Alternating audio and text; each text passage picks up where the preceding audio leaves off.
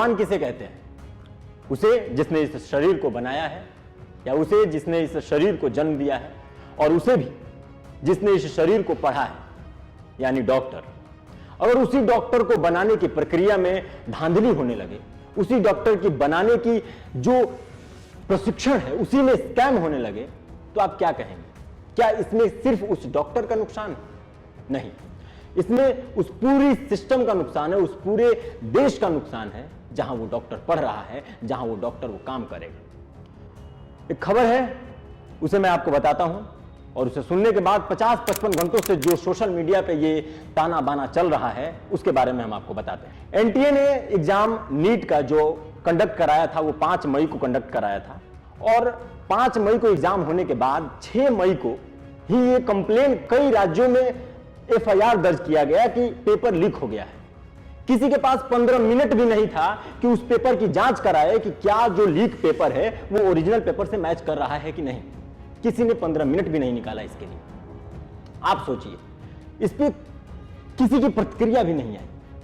5 मई के बाद 14 जून को यह तय हुआ था कि रिजल्ट आएगा, लेकिन रिजल्ट आया 4 जून को ही घोषित कर दिया गया, जब लोकसभा चुनाव के रिजल्ट का शोर था, ताकि उस शोर में इस नीट के रिजल्ट दब जाए। 23-24 लाख बच्चों की भविष्य दांव पे लगी थी। इसकी चिंता ना एनटीए को है और ना ही किसी भी संस्था को जो इससे जुड़ा है। जितने भी शिक्षक हैं जो बच्चों को पढ़ा रहे हैं उन्हें इस बात की चिंता है। 50-55 घंटों से जो आप देख रहे हैं सोशल मीडिया पर, एनटीए को पत्र लिखे जा रहे हैं, एनटीए के खिलाफ एफआईआर दर्ज कराए जा रहे हैं कि इसके बारे में लोग जांच करें। कम से कम एग्जाम दोबारा नहीं कराया जा सकता तो स्पष्ट रूप से दोबारा रिजल्ट घोषित किया जाए। चलिए बताते हैं आपको कि हुआ क्या है। नीट का एग्जाम 720 नंबर का होता है। 720 में 720 नंबर लाने वाले 67 बच्चे हैं। 67 यानी 67 बच्चे, और इस 67 बच्चों में एलएन के कुछ छात्र हैं, 6 से 7 बच्चे। इस लिस्ट को आप देखिए।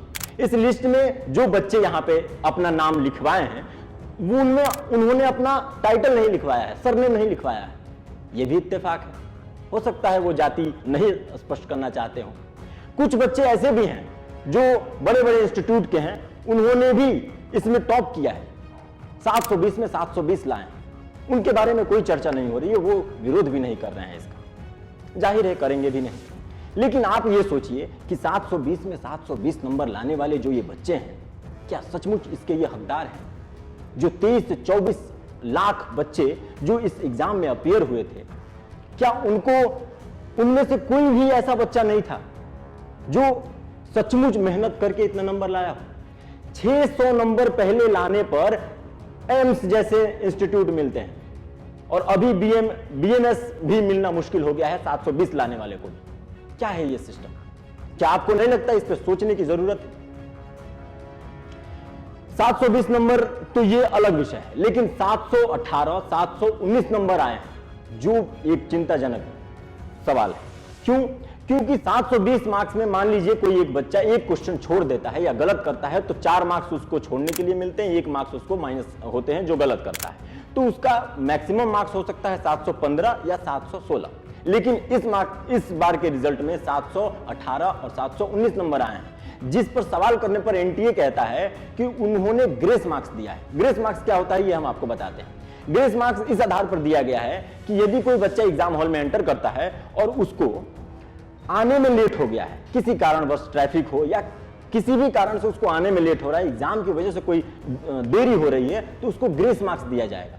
ग्रेस मार्क्स कितना दिया गया है, कैसे दिया गया है, किस प्रक्रिया से दिया गया है, इस पर कोई प्रतिक्रिया नहीं है एनटीए का। क्यों नहीं है? यही तो सवाल है, यही तो स्कैम है। यह आपको सोचना है कि कैसे हो रहा है।